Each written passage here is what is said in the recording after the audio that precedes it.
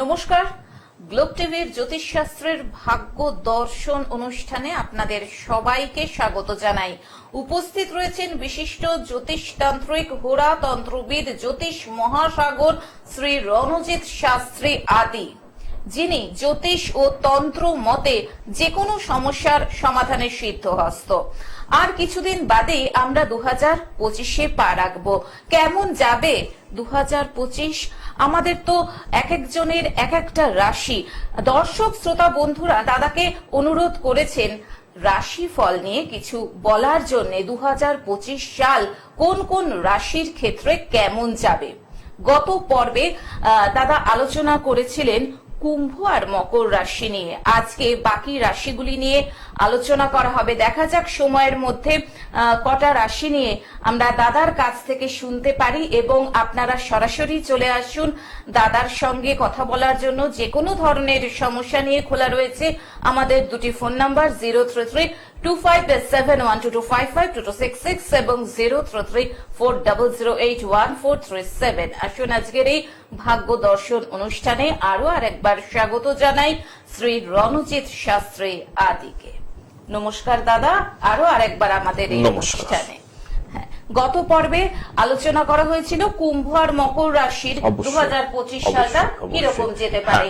এবার বরং দাদা পরবর্তী রাশিগুলো নিয়ে আমরা আলোচনা ফোন ধরার সাথে সাথে আমরা পরবর্তী রাশিগুলো আলোচনা করব। তার মধ্যে আজকে আমার আলোচনার প্রথম যেটা শুরু করব সেটা হচ্ছে মীন রাশিকে নিয়ে। আমি মকর থেকে আলোচনা শুরু করেছিলাম, মকর কুম্ভ গত পর্বে যেহেতু হয়ে গেছিল, এবার মীন রাশি। মীন রাশিতে কি দেখা যাচ্ছে? মীন রাশিতে এখন বর্তমানে যে পরিস্থিতি, বৃহস্পতি অবস্থান করে রয়েছে, সুতরাং সেক্ষেত্রে মীন রাশিতে বৃহস্পতি চলে যাবে মীন রাশির দ্বাদশে অবস্থান করবে। মীন রাশি থেকে মুভমেন্ট করে কুম্ভে প্রবেশ করবে, এবং তার সাথে সাথে শনি 7.5 কিন্তু দ্বিতীয় পর্যায়ে বা তুঙ্গস্থ পর্যায়ে মীন রাশির জন্য শুরু হবে। অর্থাৎ 2025 সাল কিন্তু মীন রাশির জন্য সামান্য কঠিন হতে চলেছে। কঠিন হতে চলেছে মীন রাশির জাতক জাতিকাদের জন্য 2025 সাল। কেন? শনির 7.5 কিন্তু মীন রাশিতে শুরু হয়ে গেছে। এই যে শনির 7.5 মীন রাশিতে শুরু হয়েছে, সেটা এখন তারা প্রথম পর্যায়ে ভোগ করছে। এরপর কিন্তু তারা 2025 সালের মধ্যবর্তী সময় থেকে সেক্ষেত্রে শনি গিয়ে অবস্থান করবে হচ্ছে একদম মীন রাশিতে উপস্থিত চন্দ্রের সাথে। যাদের জন্ম মানে ছক অনুপাতে জন্ম রাশি যাদের মীন রাশি, সেক্ষেত্রে কিন্তু তারা শনির 7.5 দ্বিতীয় পর্যায়ে বা মধ্যম পর্যায়ে যেটাকে বলে বা তুঙ্গস্থ পর্যায়ে শনির 7.5 তারা কিন্তু ভোগ করতে শুরু করবে। এক্ষেত্রে যে সমস্ত মীন রাশি জাতক জাতিকাদের জন্ম ছকে শনি দুর্বল কিংবা পাপগ্রহযুক্ত কিংবা দুস্থানে অবস্থান করে আছে, সেই সমস্ত জাতক জাতিকাদের ক্ষেত্রে কিন্তু বিশেষভাবে কিন্তু সমস্যা সৃষ্টি করবে। মিনের পর এবার আমরা আসছি মেষ রাশিতে। মেষ রাশির ক্ষেত্রে শনির 7.5 প্রথম পর্যায় শুরু হবে। অর্থাৎ মেষ রাশির জাতক জাতিকাদের জন্য খবর হচ্ছে তাদের 7.5 শুরু হলো। তাদের 7.5 যে শুরু হচ্ছে, এই 7.5 ইফেক্টটা কেন বলি? 7.5 হচ্ছে গ্রহরাজ শনি এসে রাশিচক্রের মধ্যে 7.5 বছর প্রভাব বিস্তার করে। অর্থাৎ রাশিচক্রের মধ্যে যেটা তোমার রাশি, তার আগে 2.5 বছর, রাশির মধ্যে 2.5 বছর এবং পরবর্তী রাশিতে 2.5 বছর, টোটাল 3টে 2.5 মিলে তৈরি হয় 7.5 বছর। এই 7.5 বছরের যে স্প্যান, এই 7.5 বছরে গ্রহরাজ শনি আমাদেরকে অনেক কিছু শিক্ষা দেয়, আমাদের কৃতকর্মের ফল ভোগ করায় এবং আমাদের সুকর্মেরও ফল ভোগ করায়। যদি আমরা খারাপ করে থাকি, সেই খারাপ ফলটা কিন্তু এই 7.5 বছরে তার ফল কিন্তু আমরা পাবো। আমরা যদি কোথাও ভালো করে থাকি, সেই ভালোরও ফলটা পাবো। অর্থাৎ আমাদের কৃতকর্মের ফল ভোগ এবং বাস্তব সত্য যেটা, সেটা সামনে তুলে ধরে। তোমার শত্রুকে, বন্ধুকে, সেই বিষয়টাকে কিন্তু তুমি 7.5 পর্যাতেই দেখতে পাবে। অনেক প্রিয় ব্যক্তি তোমার থেকে সরে গেছে এবং অনেক অপ্রত্যাশিত ব্যক্তি যাদের কাছে তুমি প্রত্যাশাই করনি, এমন কোন ব্যক্তি বা এমন কোন বন্ধু, তারাই তোমার সাপোর্টে আছে। 7.5 বছরের এই যে স্প্যান, এই 7.5 বছরের স্প্যান কিন্তু জীবনে অনেক উঠতি পড়তির মধ্যে দিয়ে যায়। কিন্তু মেষ রাশিতে 7.5 একটা বিশেষ প্রভাব ধরা হয়। কেন? কারণ প্রথম হচ্ছে মেষ রাশির অধিপতি হচ্ছে মঙ্গল, যা শনির অ্যান্টি গ্রহ বা শনির বিরোধিতাকারক গ্রহ। মঙ্গল আর শনির কানেকশন, শনির অ্যান্টি গ্রহ। তার সাথে সাথে মেষ রাশিতে রবি হয় তুঙ্গস্থ, শনি হয় নিচস্থ। এখানে শনির কিন্তু একটি কার্যকারিতা, অর্থাৎ শনি নিজে নিচস্থ, আবার শনির অ্যান্টি গ্রহ হচ্ছে রবি, পিতৃকারক গ্রহ রবি, সেক্ষেত্রে কিন্তু হয় একদম তুঙ্গস্থ। যার ফলে মেষ রাশি জাতক জাতিকাদের ক্ষেত্রে শনির 7.5 প্রথম পর্যায়ে 2025 সাল মোটামুটি যাবে, খুব খারাপ যাবে না। কিন্তু যাদের জন্মছকে শনি নিচস্থ তাদের ক্ষেত্রে খুবই খারাপ, কারণ মেষ রাশিতে 7.5 প্রথম প্রভাবটা কিন্তু সাধারণভাবে গেলেও বিশেষ শুভ দেয় না, বিশেষ শুভ দেয় না, যেহেতু তার শত্রু রাশির মধ্যে শনি তার প্রভাব দিচ্ছে, মানে জোর করে শত্রু ক্ষেত্রে ঢুকবে, তাহলে যেটা হয়ে থাকে সেই ধরনেরই প্রভাব কিন্তু শনি বিস্তার করবে মেষ রাশির ক্ষেত্রে। যাদের ক্ষেত্রে জন্মছকে 2-3টে গ্রহ তুঙ্গস্থ রয়েছে বা উচ্চ স্থানে রয়েছে, তাদের ক্ষেত্রে 7.5 প্রকোপটা কিছুটা হলেও হয়তো কন্ট্রোল করা সম্ভব। দাদা, আমরা আলোচনায় আসবো। একজন বন্ধু এসে গেছেন। অবশ্যই অবশ্যই অবশ্যই। নমস্কার, স্বাগত আপনাকে আজকের এই অনুষ্ঠানে। ফোনে কে রয়েছেন?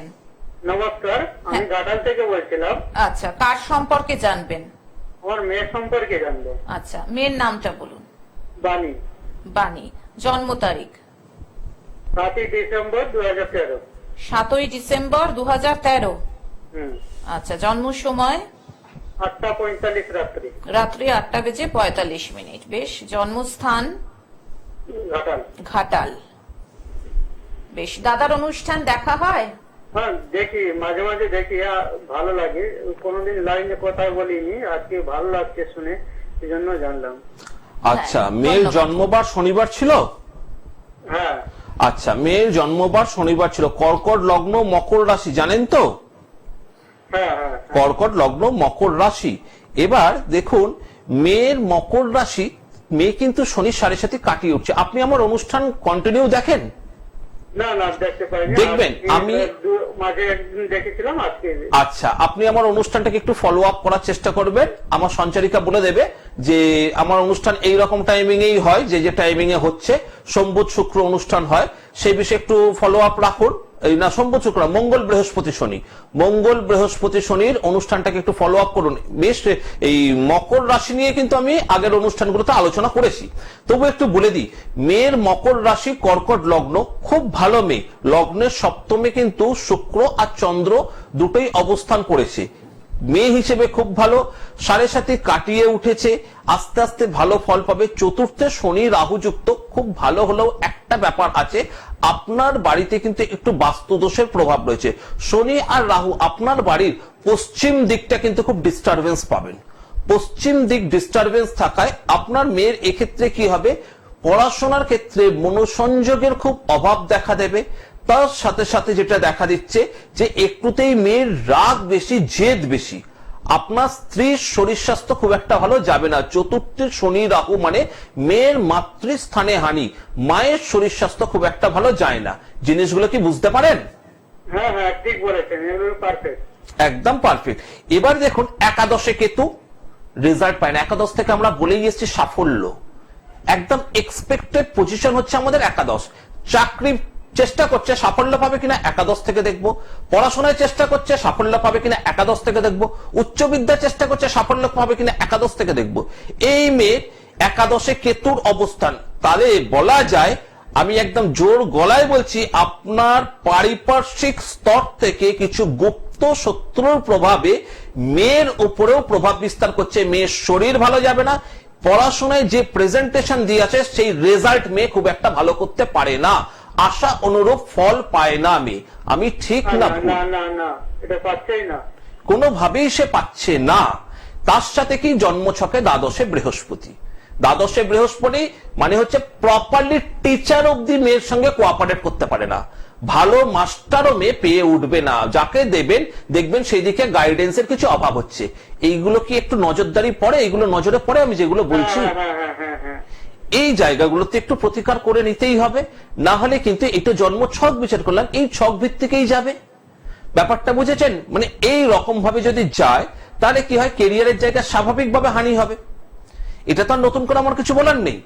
সুতরাং বিদ্যা বুদ্ধিতে বাধা আছে প্রথম জীবনে, প্রথম স্তরে, উচ্চ মাধ্যমিক স্তর অব্দি বিদ্যা বুদ্ধিতে প্রচন্ড বাধা বিঘ্নের মধ্যে দিয়ে যাবে। পড়াশোনায় সাফল্যের পথে কিন্তু বাধা, তার জন্য কিন্তু চতুর্থপতি, ভাগ্যপতি, একাদশপতির একটু প্রতিকার বিশেষভাবে প্রয়োজন। বলুন, আমি যেগুলো বললাম এরপর আপনার কি বক্তব্য আছে শুনি, বা আমি কোনগুলো বলতে পারলাম কি পারলাম না সেটাও একটু শুনি। হ্যাঁ, যা যা বলেছেন ঠিক বলেছেন সবগুলো। এই পড়াশোনার জন্য আমি জানতে চাইছিলাম, ওর যেমন 3-4 পড়ার রেজাল্ট করছিল, এখন 5 উঠে সেই রেজাল্টটাই করতে পারছে না, একদম মনে রাখতেই পারছে না। আমি যেটা বলেছি তার মানে তার মধ্যেই তো হচ্ছে এগুলো। হ্যাঁ হ্যাঁ হ্যাঁ হ্যাঁ হ্যাঁ, এগুলো চিন্তার কিচ্ছু নেই, এখন এরা হচ্ছে চারা গাছ, সেটাও এখন প্রবলেম হচ্ছে। কোনো কিচ্ছু চিন্তা করতে হবে না, শরীরটা নিয়েও আপনাকে বললাম ঠিক, এবং আপনার স্ত্রীর শরীর স্বাস্থ্যটাও এখানে বলেছি। কিরকম আছে আপনার স্ত্রীর শরীর স্বাস্থ্য? হ্যাঁ হ্যাঁ হ্যাঁ আপনার স্ত্রীর শরীর স্বাস্থ্য সমস্যা হচ্ছে, হ্যাঁ, হচ্ছে হচ্ছে হচ্ছে। এইটা খুব সহজেই প্রতিকার হবে, কারণ মেয়ের বয়স যেহেতু এমন কিছু বেশি নয়, সুতরাং খুব সহজেই এটার প্রতিকার করা যায়। সঠিক নিয়মে যদি প্রতিকার করতে পারেন, অদূর ভবিষ্যৎ সাফল্য পাবেনই পাবেন। ঠিক আছে, ঠিক আছে। ফোন করার জন্য ধন্যবাদ।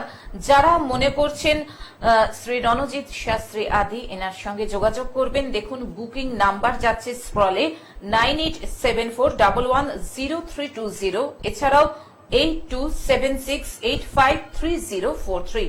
বিভিন্ন জায়গায় দাদার চেম্বার রয়েছে।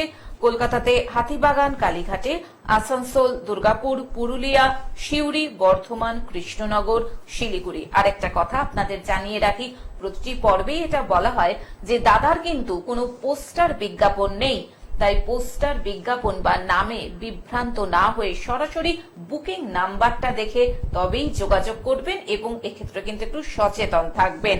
এবং যাদের জন্ম তারিখ, জন্ম সময় নেই, সেক্ষেত্রেও চিন্তার কোনো কারণ নেই, কারণ দাদা কিন্তু হোরাতন্ত্রের মাধ্যমে বিচার করে থাকেন। কাজেই যারা মনে করছেন শ্রী রণজিৎ শাস্ত্রী আদি, এনার সঙ্গে যোগাযোগ করবেন। বারবার বলছি, দাদার কিন্তু কোনো পোস্টার বিজ্ঞাপন নেই, বুকিং নাম্বারটা মিলিয়ে তবেই যোগাযোগ করবেন। দাদা, মেষ রাশি অব্দি মনে হয় বলা হলো, যে শনির 7.5 প্রথম ভাগ খুব একটা ভালো যাচ্ছে না মেষ রাশি। এবার আসবো বৃষ রাশিতে। বৃষ রাশির ক্ষেত্রে প্রচন্ড সাফল্য।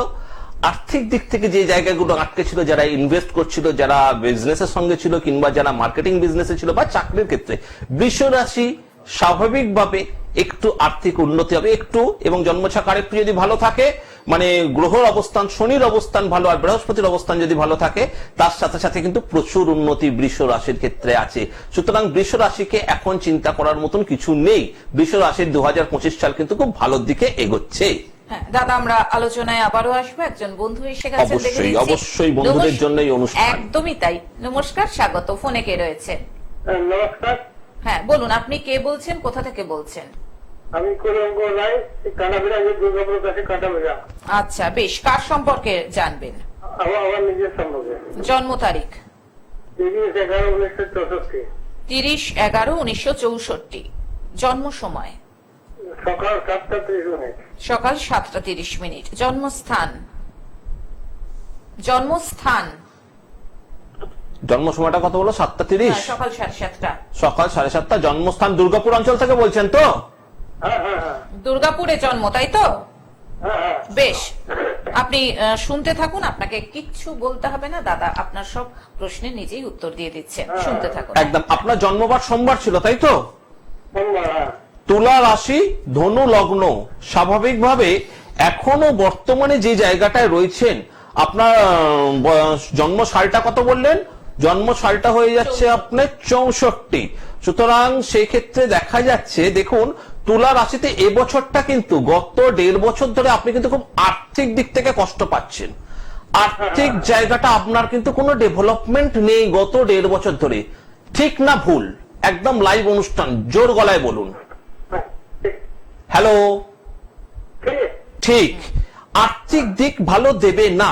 কেন দেবে না? আপনার জন্ম ছকের মধ্যে হচ্ছে বুধ রয়েছে দ্বাদশে, রবি আর কেতু, রাহুটা রয়েছে হচ্ছে 6ষ্ঠ স্থানে।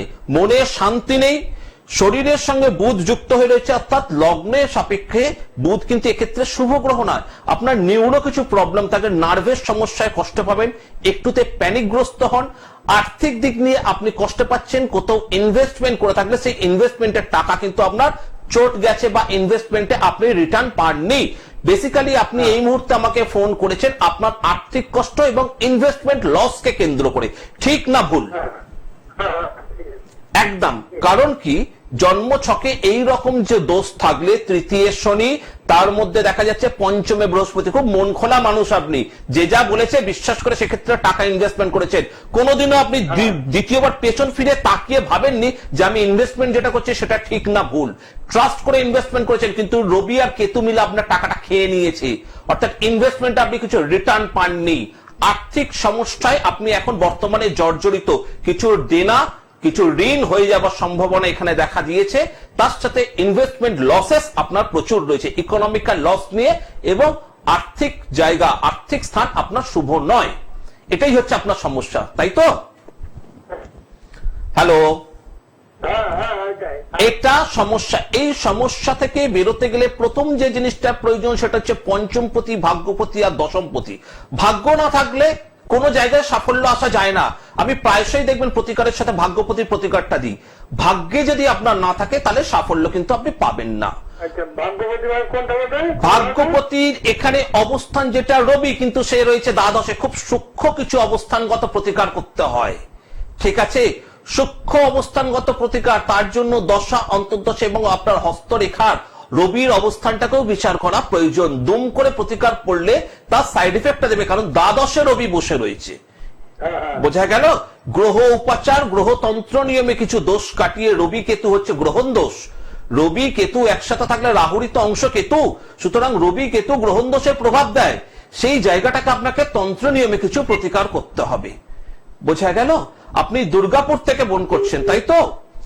দুর্গাপুরে আমার চেম্বার রয়েছে, যদি প্রয়োজন মনে করেন টিভিতে দেওয়া বুকিং নম্বরে ফোন করে সরাসরি দেখা করুন, কারণ এতে তন্ত্রোক্ত প্রতিকার, আপনার যে বয়স হয়েছে তন্ত্রোক্ত প্রতিকার এক্ষেত্রে বিশেষ প্রয়োজন।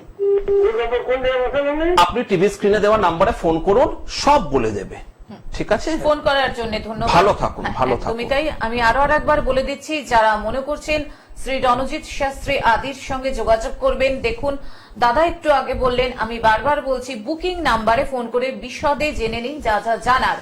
9874110320, এছাড়াও 82788276853043, 8276853043। বিভিন্ন জায়গায় চেম্বার রয়েছে, কলকাতাতে হাতিবাগান, কালীঘাট, আসানসোল, দুর্গাপুর, পুরুলিয়া, সিউড়ি, বর্ধমান, কৃষ্ণনগর, শিলিগুড়ি, এবং যেটা বারবার বলা হচ্ছে যে যাদের জন্ম তারিখ নেই, জন্ম সময় নেই, সেক্ষেত্রে চিন্তার কোনো কারণ নেই, কারণ হোরাতন্ত্রের মাধ্যমে দাদা পূর্ণ পুষ্টি বানিয়ে সমস্যার সমাধান করে থাকেন। জ্যোতিষ ও তন্ত্র মতে দাদা সমস্যার সমাধানে সিদ্ধহস্ত, এবং দাদার কিন্তু কোনো পোস্টার বিজ্ঞাপন নেই, আপনারা কিন্তু গুলিয়ে ফেলবেন না, পোস্টার বিজ্ঞাপন কিন্তু দাদার নেই, নামেও গুলিয়ে ফেলবেন না, শুধুমাত্র বুকিং নাম্বারটা মিলিয়ে তবে সরাসরি যোগাযোগ করুন। দাদা একজন বন্ধু এসে গেছে, তারপরে আমরা আবার আলোচনাটা কন্টিনিউ করব। নমস্কার, স্বাগত, ফোনে কে রয়েছেন? হ্যালো। হ্যালো, হ্যাঁ বলুন, আপনি কোথা থেকে বলছেন? আমি সারুন থেকে বলছি, বর্ধমান জেলা, তাই তো? হ্যাঁ, বর্ধমান জেলা। বলে ফেলুন তাড়াতাড়ি। কার সম্পর্কে জানবেন? আমার ছেলে সম্বন্ধে। ছেলের নাম বলুন, জন্ম তারিখ বলুন। তুহিন ভট্টাচার্য। হ্যাঁ, বাংলা 14। বাংলার দরকার নেই, ইংরেজিতে জন্ম তারিখ বলুন। ইংরেজিতে আপনার বাংলাতেই বললাম 14 অঘ্রাণ। না, এটা বাংলার মধ্যে হবে না, কারণ এটা পঞ্জিকা নিয়ে আমি অনুষ্ঠান করছি না, বাংলার মধ্যে থাকলে সম্ভব হবে না। হ্যাঁ, বাধ্য হচ্ছি। আপনারা হ্যাঁ, যারা যারা এরকম সমস্যা হচ্ছে ডাইরেক্ট আমার বুকিং নাম্বারে ফোন করুন, সেক্ষেত্রে কিছুটা আমি হেল্প আপনাদেরকে করে দেবো। ইংরেজি সময় নিয়ে হাতে ফোন করুন, অল্প সময়ের অনুষ্ঠান তো, সুতরাং বাংলা থেকে ইংরেজিতে কনভার্ট করতে গেলে এখন অনেক সময় সাপেক্ষ ব্যাপার। বৃষ রাশি নিয়ে আলোচনা, একদম বৃষর পর এবার আজকের আলোচনা এখানেই রাখবো মিথুন রাশি অবধি। মিথুন রাশিতেও খুব ভালো সাফল্য। মিথুন রাশি যাদের প্রমোশন আটকে ছিল তাদের প্রমোশন হবে, যাদের বিয়ের পথে বাধা তাদের বিবাহের সাফল্য আসবে মিথুন রাশিতে। কিন্তু মিথুন রাশি অর্থের দিক থেকে সুপার জায়গায় যাবে এখন। এই 2025 সাল মিথুন রাশি অর্থের দিক থেকে পারফেক্ট, খুব পারফেক্ট জায়গায় যাবে, বিবাহের বাধা কাটবে। যাদের ক্ষেত্রে জাতক জাতিকারা বিবাহ জায়গা বা ব্যবসা শুরু করব মনে করবে, তারা ব্যবসা শুরুর খুব শুভ সময় 2025 সাল আসছে। কিন্তু প্রশ্ন হচ্ছে, আমি তো এইগুলো বলে গেলাম, জন্ম ছকেও এইরকম ভাবেই আপনারা দেখছেন যে দাদা বলেছে মিলবে না কেন বা মিলছে না কেন। একটা কথা বারবার ধরে মাথায় রাখবেন, আপনার জন্মকালীন ছকের মধ্যে যদি কোনো গ্রহ পাপ জায়গায় অবস্থান করে বা নিচস্থ হয় এবং সেই নিচস্থ গ্রহের দশা চলে, তাহলে কিন্তু সেই ফলাফল আপনি পাবেন না। এবং সেই ফলাফল না পাওয়ার জন্যই কিন্তু আপনার ওই গ্রহগত প্রতিকার করাটা খুব প্রয়োজন। সময় যদি শুভ দেয় তাহলেই কিন্তু আমরা সময়ের সাথে গ্রহের প্রভাবটাকে শুভভাবে পাবো। গ্রহ গোচর বিচার করা মানে একটা গ্রস বিচার। এই গ্রস বিচারের উপরে ভিত্তি করে যদি আমি লাফাতে থাকি সেটা কিন্তু ভুল। সময় শুভ চাচ্ছে, আপনি ফলও খুব ভালো পাচ্ছেন, কোনো জ্যোতিষের প্রয়োজন নেই, আপনি নিজে এগিয়ে যাবেন। কিন্তু দেখছেন যে ফলটা হয়েও হচ্ছে না, সেক্ষেত্রে রিস্কের মধ্যে দিয়ে যাবেন না। আপনার নিকটবর্তী কোনো জ্যোতিষ বন্ধু, আপনার বিশ্বস্ত কোনো জ্যোতিষ বন্ধুর সঙ্গে যোগাযোগ করে জানুন যে আমার তো সময় শুভ যাবার কথা, 7.5 কেটে উঠেছে আমার, বা আমার একাদশে শনি এসছে, সময় শুভ যাবার কথা, কিন্তু কেন পাচ্ছি না আমি সময় শুভ। যে আপনাকে ফল দেবে সেই দেখতে পাওয়া যাচ্ছে আপনার জন্মছকে নিচস্থ, কিংবা সে কোনো পাপগ্রহ যুক্ত হয়ে তার কার্যকারিতাকে আটকে দিয়েছে। অর্থাৎ শনি রবি যুক্ত হয়ে রয়েছে, রবির এখন দশা চলছে, তারপরে শনি ফল দিতে পারছে না। এটা একটা কিন্তু খুব বড় ফ্যাক্টর। সুতরাং গ্রসের হিসেব যেমন আমাদেরকে সাফল্যের দিকে নিয়ে যায়, তার সঙ্গে চুলচিরা বিশ্লেষণে কিন্তু সাফল্যে নিয়ে যায়। সেইগুলো মাথায় রেখে আমাদেরকে কিন্তু এগোতে হবে। দাদা, হাতের সময় আর মনে হয় মিনিট 3 রয়েছে, আর আপনার অনুষ্ঠান টোটকা হবে না তা তো হয় না, না এটা অসম্পূর্ণ হয়ে যায়। কাজে ভালো থাকার টোটকা, একটা খুব ভালো থাকার টোটকা দিই। আমি এর আগেও দিয়েছিলাম যে উত্তর দিকে যে সবুজ কিছু রাখার একটা টোটকা। এবার আমি দিই বাড়ির আমাদের পশ্চিম দিক। পশ্চিম দিকটা যে দিকটা, পশ্চিম দিকের অধিপতি হচ্ছে শনি। পশ্চিম দিকটা আমাদের নেগেটিভ এনার্জি। যারা যারা নতুন বাড়ি তৈরি করছে বা যাদের বাড়ি পার্টিশন ওয়াল আছে বা যাদের নিজস্ব বাড়ি রয়েছে, তারা চেষ্টা করবে যে বাড়িতে বাথরুমের জায়গা, বাথরুম বলতে টয়লেট, ল্যাট্রিন, এই জায়গাগুলো একটু পশ্চিম দিক ঘেঁষে তৈরি করতে, বা পশ্চিম দিকের বাউন্ডারি ওয়াল একটু বেশি উঁচু রাখতে। পূর্ব দিকের তুলনায় পশ্চিম দিকের ওয়াল যেন একটু উঁচু থাকে বা পশ্চিম দিকের গার্ড যেন একটু বেশি থাকে। তাতে কি হবে, বাড়িতে শান্তি বজায় থাকবে। পূর্ব দিকে আমরা সূর্যের 7টা 6টা আমরা একসাথে গ্রহণ করতে পারি, আর পশ্চিম দিক থেকে শনি যে দৃষ্টি দেয় সেই দৃষ্টিটাকে আটকাতে হবে। সুতরাং পশ্চিম দিকের ওয়াল একটু, বাউন্ডারি ওয়াল একটু উঁচু, বা পশ্চিম দিকে যদি বেশি জানলা থাকে সেই জানলাকে সঙ্গে সঙ্গে একটু ডার্ক পর্দা ব্যবহার করবে। তাহলে সেক্ষেত্রে দেখা যাবে শনি দোষ, শনি দৃষ্টি থেকে আমরা কিন্তু রক্ষা পাবো। অর্থাৎ গৃহে শান্তি বজায় থাকবে, গৃহে একটুতে খিটখিটে প্রভাব বজায় থাকবে। এই জায়গাগুলোকে একটু কন্ট্রোল করতে পারবো শনিকে কন্ট্রোল করে, অর্থাৎ বাড়ির পশ্চিম দিককে কন্ট্রোল করতে হবে। এটাই হচ্ছে বাস্তুর কিছু নির্দেশ, এটা মেনে চলো, বাড়িতে শান্তি অবশ্যই পাবে। অসংখ্য ধন্যবাদ দাদা আপনাকে।